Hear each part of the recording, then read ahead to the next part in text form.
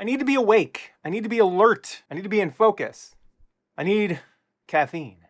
It's been an hour and a half since I woke up. Is it still too early to drink caffeine? I watched a Joe Rogan Experience clip where a neuroscientist explains how you should wait 90 minutes after waking up before drinking coffee or something containing caffeine. That way your brain has a chance for the adenosine receptors and the adenosine in your system to kind of interact and dissipate. But what is adenosine? I had to add that clip of me adjusting the screen because I adjusted the screen between takes and there would have been a continuity error otherwise.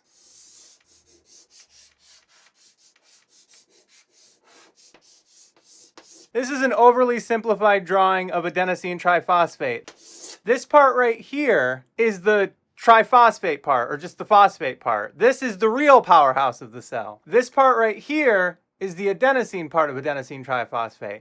When ATP does its thing and makes power for the body to exist and not be dead, this part breaks off and leaves behind this part, the adenosine molecule. I'm not a science and this is an oversimplification, so bear with me.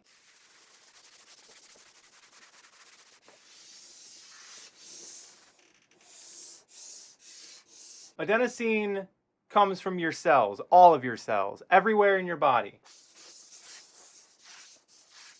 Because every cell contains ATP and is breaking down ATP into power and adenosine. I'm not sure what happens to the phosphate chain when it becomes power.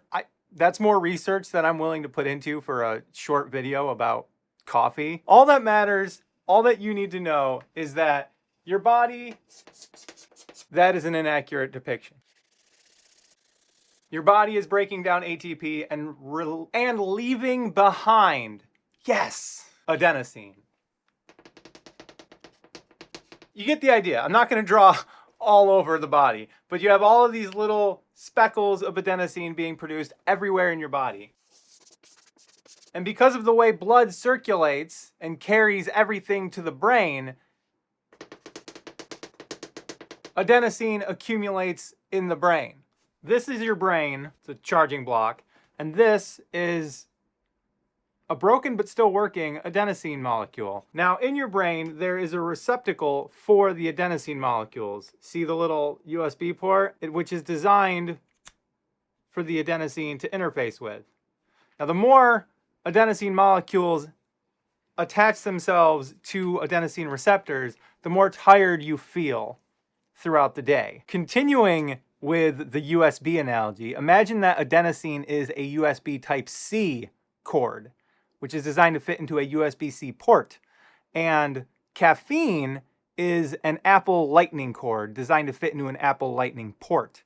But because they're shaped similarly, the Apple Lightning cord can be plugged into, or at least fit into, a USB-C port. But because none of the pins actually match up, the Lightning cord can't do anything when it's plugged inside of the USB-C port. Caffeine is shaped enough like adenosine to be able to interface with its receptors, but because it's not actually adenosine, it doesn't do what adenosine does, which is make you feel tired. I was gonna make a much longer video discussing why you should wait 90 minutes before drinking coffee, but it has to do with like cortisol levels, and then that would require me to explain what cortisol is, which I don't know, which would require more research. So I decided to keep it simple and just discuss what adenosine is and why caffeine does what it does. And hopefully I succeeded in that. If you enjoyed this video, if you learned something, give it a like, share it maybe, subscribe if you haven't already, turn on notifications.